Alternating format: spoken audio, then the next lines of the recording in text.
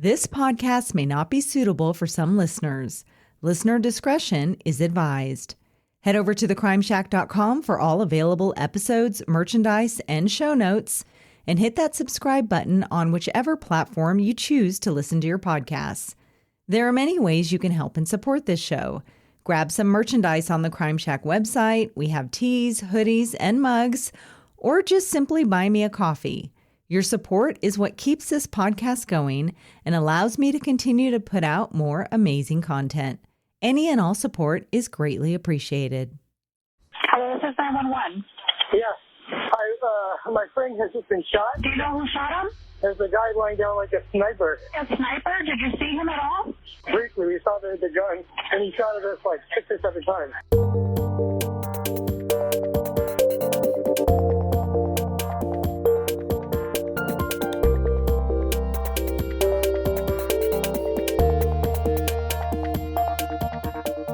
Welcome back to another episode of the Crime Shack podcast.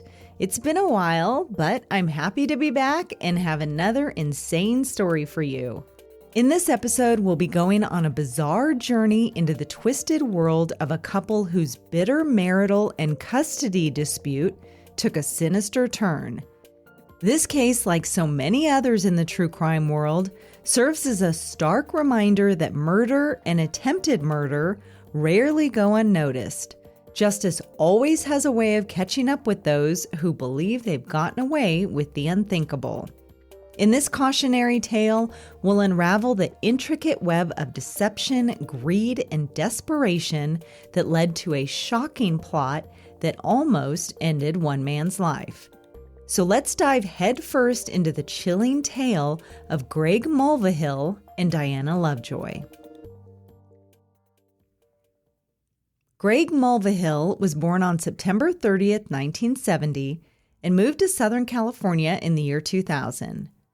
Friends and family described Greg as a mild-mannered, overall great guy. When on a dating site in 2004, he met 33-year-old Diana Lovejoy, and the two bonded over technology and fitness. Their friends recalled that the couple seemed like a perfect match. They were both outdoorsy people and both wanted to settle down and have children. After a couple years of dating, they married in August of 2007 and bought a beautiful home in Carlsbad, California, which is a fairly small, upscale town of about 115,000 people located about 80 miles south of Los Angeles. Over the next few years, they wanted to grow their family and attempted to conceive, only to sadly suffer 8 miscarriages. Then finally, after 5 years, they were able to have a baby boy in September of 2012. But the stress from the miscarriages took a toll on their marriage. Immediately following the conception of their son, Diana and Greg stopped having sex and essentially became like two strangers living under the same roof. They tried marriage counseling, but their relationship continued to decline. Then 2 years following the birth of their son, Greg lost his job and Diana became the sole provider. Greg then became the primary caretaker of their son, but they were able to hire a part-time nanny to help out. In addition to being a software technical writer, Diana was a sports instructor and triathlon competitor and ventured into the YouTube world where she would create videos of her working out and creating quick, wholesome meals to eat on the go. I'm Diana Lovejoy, and quick meals are my specialty. I know that you don't have all day. We've got mouths to feed. Welcome to my kitchen, where I really like to cook, but I'm often short on time, so speed is the hook. Although Diana seemed to be doing well with her ventures, friends remembered she was constantly complaining of feeling tired, and they thought she was possibly ill. Diana herself believed that she had fibromyalgia and was convinced her son also suffered from some unknown disease that involved his kidneys. Even though she believed he was sick, she refused to have him seen by any specialists at the hospital and insisted to nurses and doctors that he needed large doses of guaifenesin, which is like a Mucinex-type drug. Greg didn't believe his son was ill, and this became a conflict in the couple's relationship. Greg was eventually able to find employment again as a computer programmer, but in 2014, the couple ultimately decided to get a divorce. In July of that year, Diana threw a curveball into the situation and went into the Carlsbad Police Department and filed for a temporary restraining order against Greg, claiming that he'd raped her while she slept and that he was molesting their son. She told the police that when she began having bouts of chronic fatigue, she would wake up groggy and sore in the mornings and attributed that to Greg having drugged her and then assaulting her while she was passed out. At that time, Greg was still living in their shared home, so when he was informed of the restraining order, he moved out and started sleeping in his car. Greg vehemently denied the claims from Diana, and Child Protective Services conducted an inquiry into the allegations. Greg was required to go through numerous psychological evaluations, including being required to see a sex therapist. The results of the investigation found no evidence that Greg had molested the child. Through their investigation, they also discovered that Greg was actually the better parent of the two, and he was allowed to have supervised visits with their son and eventually unsupervised visits. Then in November 2015, a little over a year after Diana obtained the restraining order, the family court revoked the first order for supervised visitation and granted Greg 50% custody of their son. This was not the outcome Diana had hoped for. A month later, on Christmas Day, Diana met up with her aunt, Diana Clark, at a nice restaurant. Frustrated about the recent developments with Greg and the custody battle of her son, Diana told her aunt that she was terrified of her estranged husband and divulged that she believed he was abusing her son. She told her that she would like to find a way to scare Greg so that he'd leave her alone. So she asked her, "Aunt Diana, do you know anyone who could do that? Either scare him or kill him?" According to Clark, she thought that it appeared Diana had it all figured out, but ended up telling her niece that, unfortunately, she didn't know anyone that can help her. In June 2016, Greg and Diana finally came to an agreement on their family home, and Diana agreed she would keep the house and pay Greg his stake of the home, which came out to be $120,000. She was ordered by the court to pay Greg the $120,000 by September 25, 2016, 3 months from the date of the ruling. During this time period, Diana started to go to a local firing range to take firearms training courses. It was there she met ex-Marine sniper and firearms instructor Weldon McDavid Jr. Even though McDavid was married, the two hit it off and began an affair. As the custody battle with Greg continued to infuriate and frustrate Diana, she would often vent to McDavid about her situation. On September 1st, 2016, at around 10:30 p.m., Greg received a mysterious call from someone claiming to be a private investigator. The person on the phone told him that he had evidence that Greg would want to see that could help him in court against Diana, and that he would have to go to a specific location within a certain amount of time to buy the information from the investigator. Greg, desperate to resolve the custody battle against Diana, agreed to go to the location specified by the investigator. The caller told him to drive to a dirt road near Avenida Soledad and Rancho Santa Fe Road in Carlsbad, and once there he could pick up the package containing the evidence. The entire thing sounded sketchy to Greg, So as a precaution, he asked his coworker, Jason Kovach, to go along with him. The two men drove to the area, and once they arrived, they parked their car and exited the vehicle. Kovach carried an aluminum child's baseball bat given to him by Greg for added protection. It was dark by that time, so they used a mountain bike light to look for the mystery package along what appeared to be a dirt hiking trail. They eventually saw the package taped to a power pole, but the investigator who called Greg wasn't at the location. As they walked towards the item, they noticed some rustling in the bushes and saw what looked like a person about 60 feet away, lying on their stomach, dressed in what appeared to be camouflage. And in the person's hand was a rifle, and it was pointed directly at Greg and Kovach. Greg yelled, "Gun!" The two men turned around and took off running back to the car while multiple shots rang out around them. When they got back in the car, Greg told Kovach, "I think I've been shot." Kovach then called 911. Hello, this is 911. Yeah. My friend has just been shot. Do you know who shot him? There's a guy lying down like a sniper. A sniper? Did you see him at all? Briefly, we saw the gun, and he shot at us like 6 or 7 times. He's bleeding pretty bad. My friend's getting lightheaded. That's okay. I got paramedics en route, okay? I have officers en route. I got help out to you, okay? Paramedics arrived at the scene and took Greg to the hospital. He was rushed into emergency surgery where surgeons removed a single bullet under his armpit, which had narrowly missed his heart. Greg was then taken to a recovery room to rest and recover from his injuries.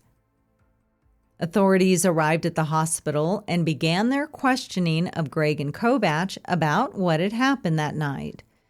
The two men told the officers that they'd been attacked on a trail by what they thought was a sniper who was dressed in camouflage.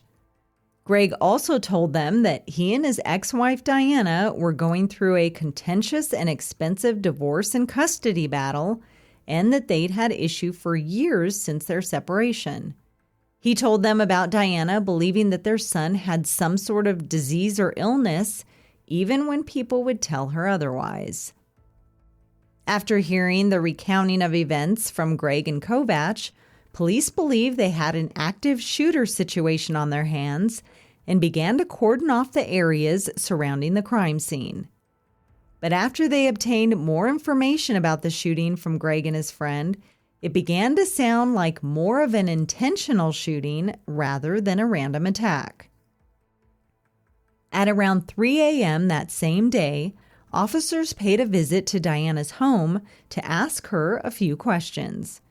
They told her about what had happened to Greg and that he'd been shot. Diana's reaction to their questions was odd, to say the least. Instead of being shocked or upset or saddened by the news, she was giggling. This odd behavior immediately tipped investigators off into believing that Diana may have been involved in the shooting. Investigators went to the location of the shooting, and although they were unable to find any shell casings or locate the shooter, they did locate a towel covered in feces. They sent the towel off to be analyzed for DNA. Up until that point, authorities had no real evidence that tied Diana to Greg's shooting. They looked into the phone that was used to make the anonymous call to Greg.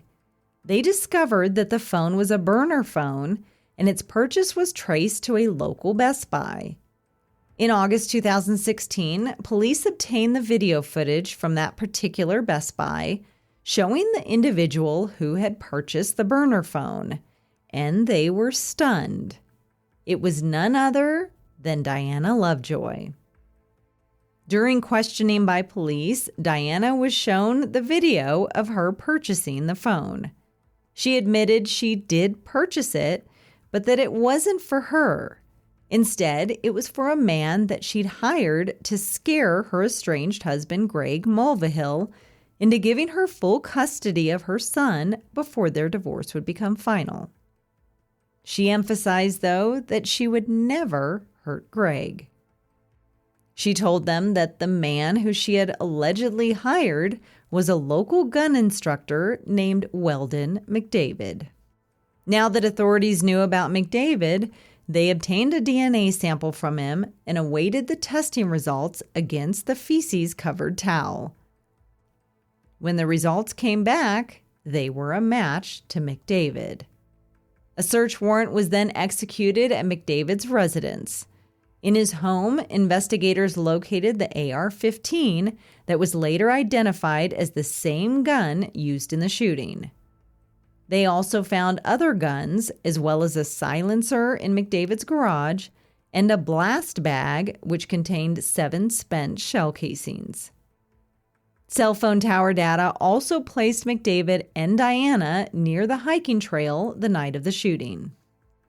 With the evidence now mounting up, McDavid was brought in for questioning. He denied everything. He denied knowing Diana and certainly denied shooting Greg. He insisted he was home that night, but when asked for an alibi, he refused to give them his phone.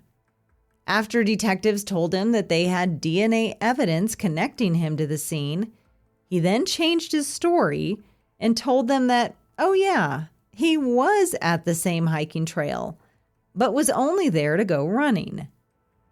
They asked him about the feces-covered towel, and he admitted that he used a towel that he said was just laying out there to wipe himself after he defecated. Detectives also conducted a search of Diana's home. In the home, they found towels matching the same towel found at the scene that had McDavid's DNA on it. Detectives continued to question Diana and McDavid, and they discovered that the two began planning to get rid of Greg in the summer of 2016, beginning with the purchase of the burner phone. Diana told McDavid that she'd come up with a plan to kill Greg and would pay him $2,000 for the murder. Now I know what you're thinking. Only $2,000? Seems a bit on the low side. But this was before inflation, so maybe the price point has gone up since then. McDavid had told Diana that he'd have a tactical advantage if the ambush of Greg could take place during the next moon, when he was sure it'd be completely dark outside. Diana then made an internet search to find the date of the new moon, which she found was going to be on September 1st, 2016. On the night of the shooting, she drove him to the hiking trail, which is why cell phone data had picked up their location. Following the discovery of this evidence, authorities arrested Diana and McDavid for conspiracy to commit murder and for the premeditated attempted murder of Greg Mulvihill. Everyone was shocked about the arrests, especially Greg. No matter how bad the divorce and custody battle had been, he just couldn't believe Diana would go so far as to try to have him killed. 44-year-old Diana Lovejoy and 50-year-old Weldon McDavid were tried together in the same courtroom with separate defense counsel. They both pled not guilty, denying the accusations. The state was represented by District Attorney Jody Breton. Attorney Brad Patton was the defense counsel for Diana, and Attorney Ricky Crawford was the defense counsel for Weldon McDavid. The 3-week trial was presided over by Superior Court Judge Sim Von Kalinowski. The prosecution stated that Greg was only 3 weeks away from receiving the $120,000 settlement from Diana as part of their divorce settlement and was set to share custody of their son.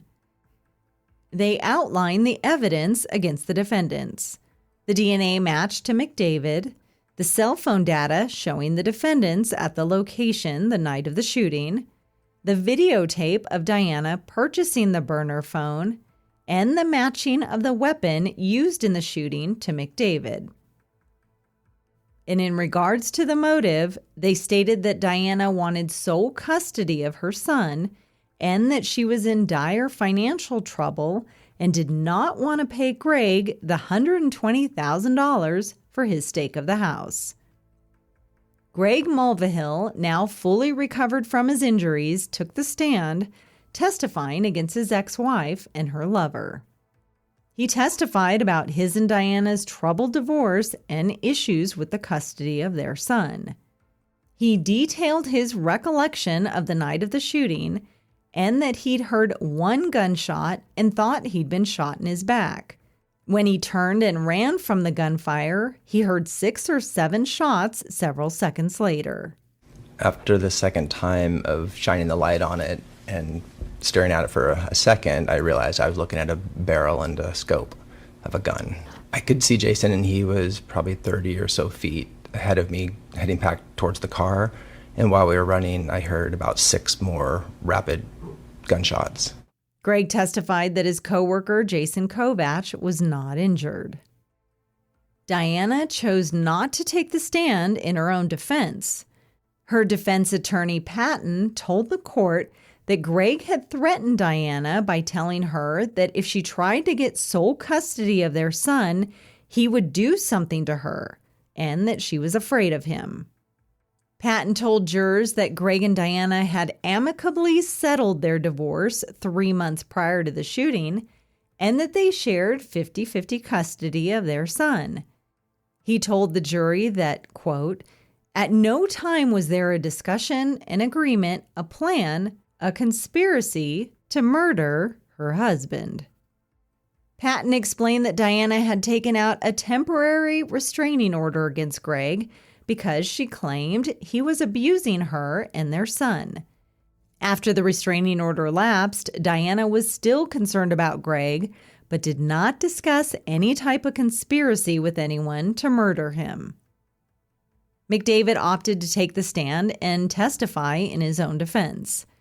He stated that he and Diana had a sexual relationship for 2 weeks, beginning in late June, and explained that Diana had vented to him about her custody battle with her soon-to-be ex-husband, telling him that she'd been trying for years to get someone to do something about Greg abusing their son.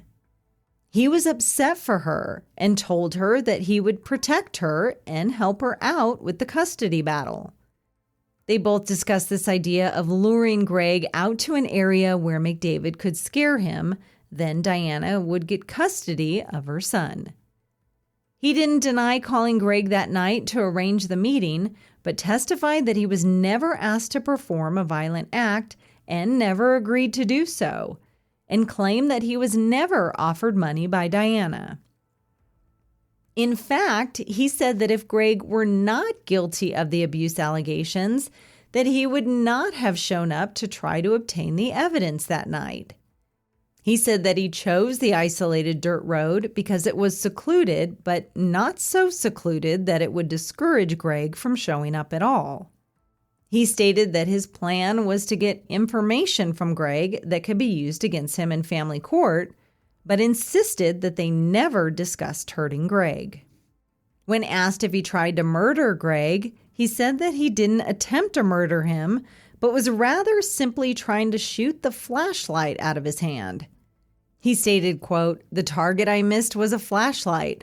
I would not miss a man-shaped target from that distance." He said that he fired 6 shots in the air after he heard one of the men say they had a gun, and stopped firing when the men began running. McDavid also stated that due to his training in the military, if he'd really intended to gun down Greg, he would not have missed the kill shot, saying, quote, "I could hit that person center mass 100 yards away without any problem." In District Attorney Jody Breton's cross-examination of McDavid, she said that his Marine training would have allowed him to see if Greg was in fact armed or not. She asked him if he'd checked the scope of his gun to see if Greg had a weapon as he was walking towards the pole. McDavid responded that he did not check before firing. The defense called several other witnesses to the stand. Vincent Kaiser, a Marine Corps gun expert, testified that he knew McDavid and said that he'd be capable of hitting a target at that range 10 times out of 10. Colleagues of McDavid's were also called to the stand, including Dr. Barry Redder, a pediatric dentist who knew McDavid for 10 years and had taken firearms classes from him. Redder stated that the two had used rifles and pistols during the classes and that he was certain that McDavid would not miss a target from 100 feet away. A veteran Marine, Christopher Lozano, testified that he knew McDavid through the School of Infantry at Camp Pendleton and said that McDavid was an expert-level shooter, even in conditions where there was very little to no light. But the state cross-examined Lozano and asked if it was possible that McDavid could have been out of practice. I mean, it was 8 years ago that he'd served in the Marines. In addition, he could be less of an efficient shooter at night due to aging and poorer eyesight. Weldon McDavid's wife, Leah McDavid, was also called to the stand and testified about particular gun parts that she found in her home after her husband's arrest and after the search warrant was executed. She stated that she had no issues with multiple guns in her home. On November 13, 2017, the jury rejected the defense's argument, and after 2 days of deliberating, the verdict was read first for Diana Lovejoy. They found Diana guilty of conspiracy to commit murder and premeditated attempted murder. Verdict. We, the jury, in the above entitled cause, find the defendant, Diana Jean Lovejoy, guilty of the crime of attempted murder of Greg Mulvihill in violation of Penal Code Section 664/187, paren A, paren 1, as charged on count 2. We further find true the allegation that Diana Jean Lovejoy acted willfully, deliberately, and with premeditation within the meaning of Penal Code Section 189. We further find true the allegation that Diana Jean Lovejoy was vicariously armed with a firearm within the meaning of Penal Code Section 12022, paren A, paren 1, dated 11/13/17, signed foreperson. As the verdict was being read, Diana looked wide-eyed over at her attorney in complete and utter disbelief. Then the sentence for McDavid was read, but before the court clerk could even get the verdict out for McDavid, Diana's eyes rolled back into her head and she slumped over in her chair. The bailiff and her attorney quickly grabbed her and helped her to the floor. Loud sobs and cries were heard in the courtroom, and her immediate family yelled out for someone to help her. As Diana regained consciousness, her hands and feet were bound, and she was removed from the courtroom by emergency personnel. Diana was taken to a local hospital where she was examined, and the doctor said that she had simply fainted.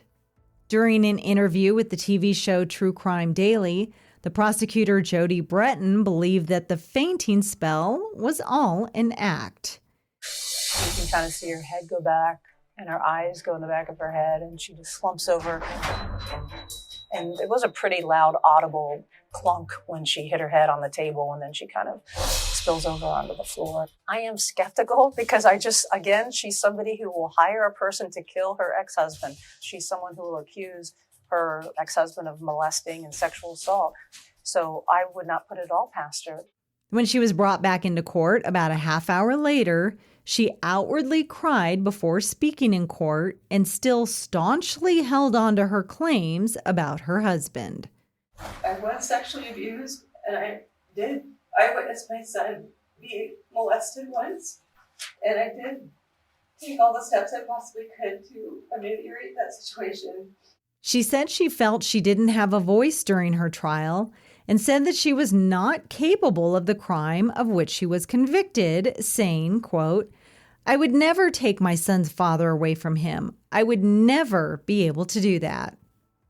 She then accused the detective who spearheaded the case of lying and talked about a family member who testified in the trial as being manipulative and horrible.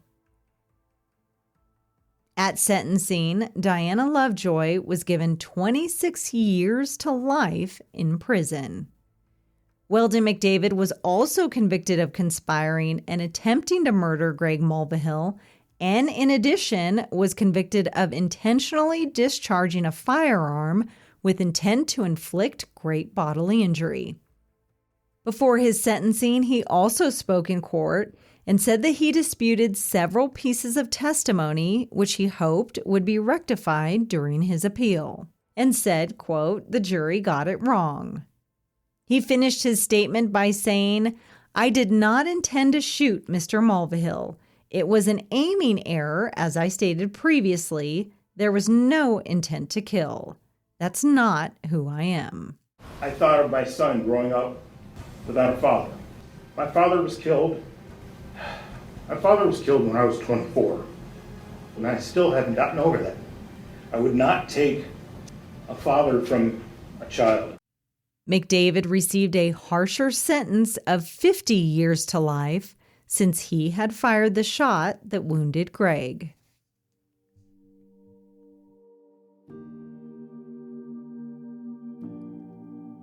Following Diana's conviction, Greg Mulvihill regained full custody of his son.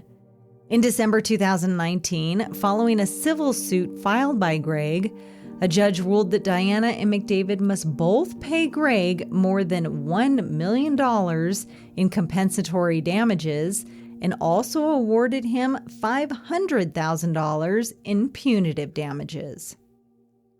Diana Lovejoy thought she had the perfect plan. She thought she had it all figured out. She didn't want to give Greg $120,000, and she wanted full custody of her son. But her greed and her botched plan landed her and her lover in prison for decades.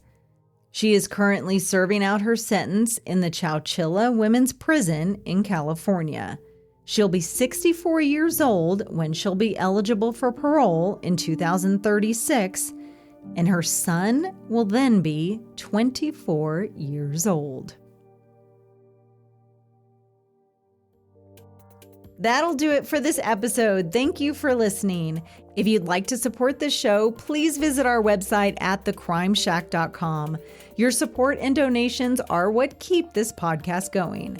Also, be sure to connect with us on social media. All of our links to our socials are on our website. See you in the next episode.